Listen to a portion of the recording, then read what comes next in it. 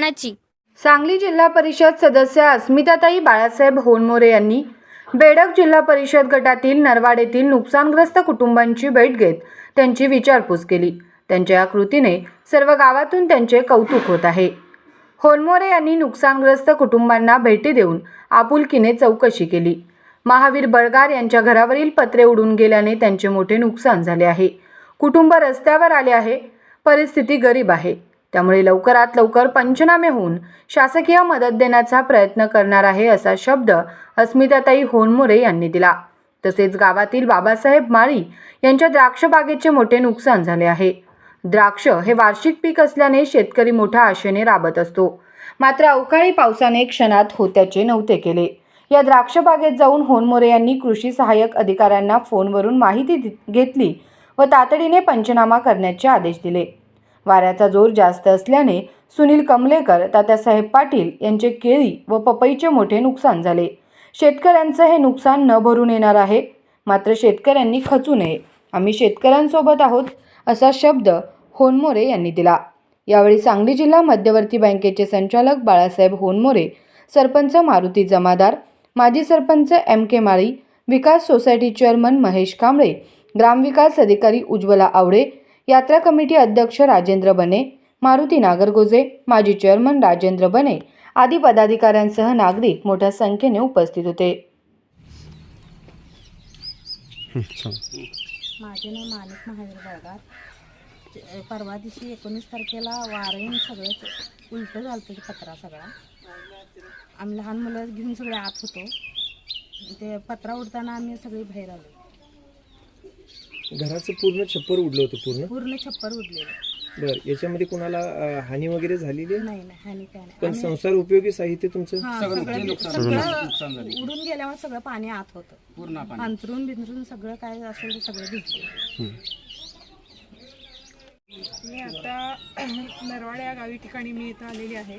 इथली म्हणजे पत्रा उडून पूर्णपणे इथलं ह्या एरियातलं जे आहे ते पत्रा उडून पूर्णपणे त्यांच्या घराचं सगळं परवा दिवशी पडलेलं आहे। त्यांचं जे संसार उपयोगी साहित्य वगैरे आहे ते सगळं भिजलेलं आहे आणि पूर्णपणे अशा अवस्थेत असताना कुटुंबाला आम्ही पाहणी आणि कुटुंबाची आम्ही त्या दखल घ्यायला आम्ही इथे पोचलेलो आहोत। आणि ग्रामसेवक मॅडमसुद्धा आपल्या आहेत, उज्ज्वला आवळे मॅडमसुद्धा त्या माझ्यासोबत आहेत।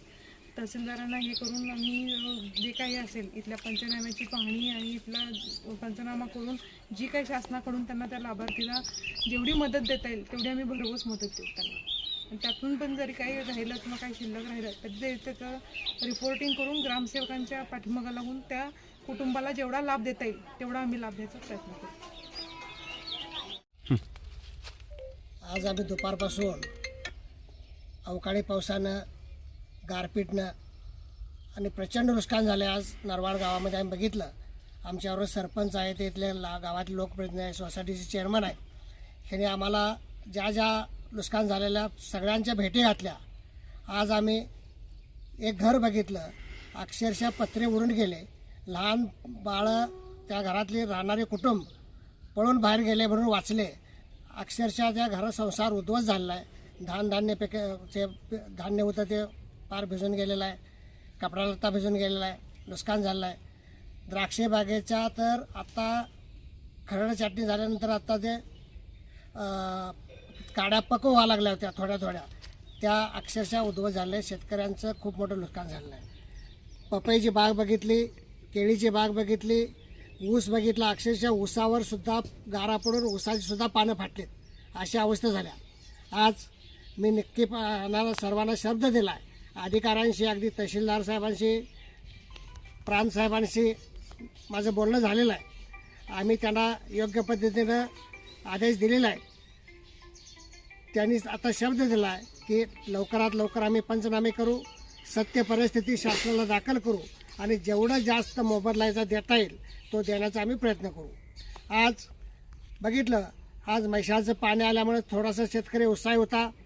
हातातोंडाला आलेला घास उद्ध्वस्त झालेला आहे, त्यामुळं निश्चितपणानं यांना आधार देण्याचं काम आमचे जिल्हा परिषद सदस्य, या गावचे सरपंच आणि आम्ही सर्वजण लोकप्रतिनिधी करीत आहोत।